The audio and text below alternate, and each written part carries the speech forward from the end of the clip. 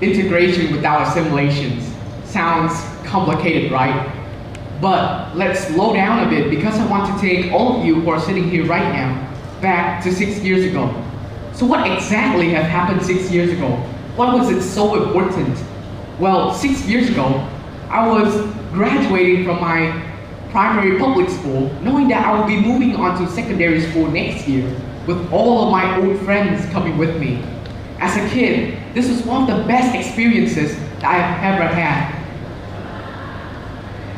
I was also a really shy kid back then, which made this experience become even more important to me since I get to meet all of my old friends coming up and growing with them. It was also the period of time where I was receiving my final exam result, which to be considered as one of the best for my entire grade. Not that I want to brag about it or anything. After all of that, I believe that my life can't get any better. And as a mind of 10 years old, I start to build up dreams to hope for something better would comes to me. I was living in an idealistic life that I would always envision in my dreams. But little did I know, all it took for my hopes and my dreams to crumble with 3 words and 13 syllables. Those 3 words haunted me until this very day and still frighten me even if I'm standing up here. You have cancer. Those 3 words struck all of the scariest thoughts into a person's mind. Those words were meant for me, but I was just 5 years old back then. I didn't even know what cancer truly means back then. So those thoughts were for my parents. They are the ones that need to suffer it because they know what they're about to take in and what they're going to think about this problem. I don't even know why my parents were crying so much after receiving the news. Days after the news, I started to receive my first treatment. The day where I first got my first treatment, it was painful. I had 1 surgical case in the morning so the doctor could learn more about my cancer. The scars of the surgery still remains here around my neck. Those were my physical scars that have dig deep into my skin. But what my parents have went through were not just physical scars like me. Those scars were mental. Those scars dig deep not in only their skin but also their mind as a person. It acts as a reminder to tell them, to remind them about what happened on this very day in their life. After 5 months of treatment, the doctor said that I am now free of cancer. Right after that 1 month of that good news hit, I was diagnosed with cancer again. This time, it was a lot worse. After receiving that one news, I only had one thought in my mind of me just giving up everything and just walk away from this. I was so afraid of what I was about to receive next, but I was also being a complete selfish because I didn't even think about what my parents have went through to this point. I don't even think about their pain, the pain that they were suffering during my treatment.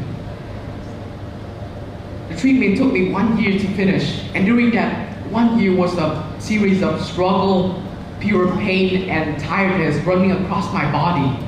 Each time I take in more of those red liquid substances, white liquid substances from the chemotherapy that I need to take for my cancer, making each pain feel even worse. I was so afraid not because of those pain, but because of what those drugs are doing to my body. They're slowly corrupting my body, making me losing my mind, asking myself, what am I even doing right now? But what feared me the most was the image of each young individual child needs to struggle to stay alive with the cancer growing inside their body at just the age of just 6 to 9 years old. They're suffering the same pain that I went through at just such young age. But little did I know, the thing that was actually killing those kids was not cancer itself at that point. The thing that was killing them was the drugs, the medicine that they were taking into their body. That was the thing that's causing all those pains and those fear struck right into the mind of just a 6 years old kid. Things went by really fast. Seeing one of those kids today and see them just pass away 3 days later. I myself was also afraid of dying. I thought that my life could end at any seconds now because of these drugs that I'm taking into my body. There was this one thing that kept me alive until this very moment of my life. That one thing was the question asked by my mother. She asked me, "Who am I?" She asked. "Who are you amongst these thousands of people that you've been living with? How do you differentiate yourself from them?" That one question struck right into my heart because I can't find an answer to it. But I know clearly that this question will answer this whole thing that I'm suffering right now, this whole cancer that I'm suffering. This is the way for me to get out of this pain that I'm enduring this whole time. This question also made me realize that I was just assimilating into this society that I've been living with. I was surrendering to the cancer that I'm suffering. Every night, I lay down on my bed thinking about this question over and over again, trying to find an answer to it. But then I realized that I still have the time, the strength to find out this question by my own. But those kids out there that I've seen, they don't have the strength, they don't have the power to do so. They don't even get a chance to even know about this question. The pain that I've suffered was also endured by those kids who was just 6 years old. They were also suffering the same thing that I did. So I asked myself again, who am I? After 1 year of treatment, I am now done with it. And I am not 100% free of my cancer. It could come back to me at any moment now, and I need to be prepared for that. But let's not put that to aside for now.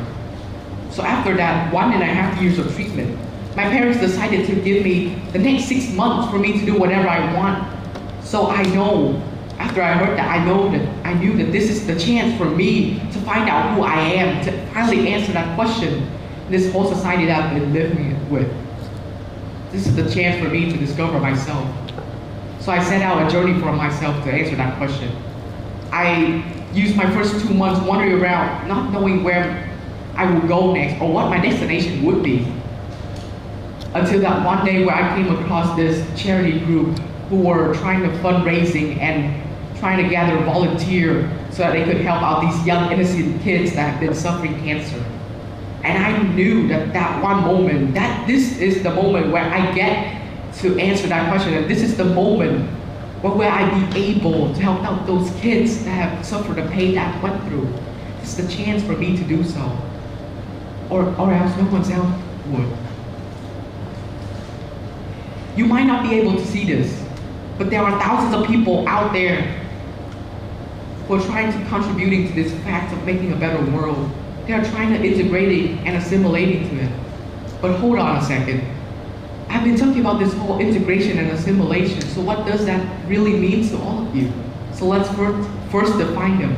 Integration means that you are trying to blend in with this society that you're living in, with the mind of both you and the community that you're living in. Both adaptation of both mind will be able to create a better society for all of us to live in, because this will allow us to keep our own identity while we're trying to blending in with it. We will not lose who we truly are on our way of blending in with the society. While assimilating is just you trying to blend in with a more dominant society, which will result in you losing who you truly are to the norms of that society that you're living in. And these people are making a change to it. These people are making themselves, they're trying to separate them from this emotion, this fake beauty world that we've been living with, this fictitious world that was made up by each synthetic material, all of us that living in. So don't judge these people too hard, because they are the few that actually stand up for themselves, so they would be able to set out a journey, so they would be able to bring a better world to all of us, so all of us could live in, all of us would be able to speak up to our own voice, to find our own identity and maintain it in this big, massive society that we're living in, that we could eventually lose who ourselves in it. I myself went through the cancer treatment. The cancer that I have fought shaped who I am today. And the cancer that I fought acts as a challenge, a hindrance for me to get through. At the same time, it also acts as a wake-up call, a bell to wake me up from the sleep that I've always been falling into. There were two things that I scared the most, and what people will also face in time of crisis, they're suffering. Those two things were me feeling hopeless and giving up to the challenge itself. What people went through this crisis will eventually make them feel hopeless and give up everything in their life. But don't think like that. Take this as a chance for you to find who you truly are in this whole society. Take this as a chance for you to prove that you're useful. You're able to maintain your own identity and find out who you are when you have always been lost in this whole society that we're living in. I don't want people to look at me as a cancer survivor after what I've went through. I want them to look at me as Brad himself, a guy who is able to tell a better story, a greater story than just a cancer survivor himself. A guy that used cancer, the treatment I've went through, as the base, the motivation base for him to be able to help out more kids out there that's in need of his help. The guy that was able to use that, the crisis, the challenge that he had fought for him to be able to reach out more kids out there. So don't get that one trip from that hindrance or that obstacle let you down, but use it as a chance for you to challenge yourself for something more than just yourself. At the end of it, if you don't contribute yourself to the very least of this emotion and changing yourself for the better good of this society, then there will be no we left for all of us to fight for. The word we was created by the two main aspects of I and you. And if there's nothing to define and maintain who you truly are, then there will be no I left for you to fight for. There will be no you left for all of us to fight for. Without the I, you would be nothing. Without the you, we would be nothing. So don't lose your voice in the sea of voices that you've always been trying to speak of. Rather than that, trying to find who you truly are amongst these thousands of people that you're living in this society with. Thank you for listening.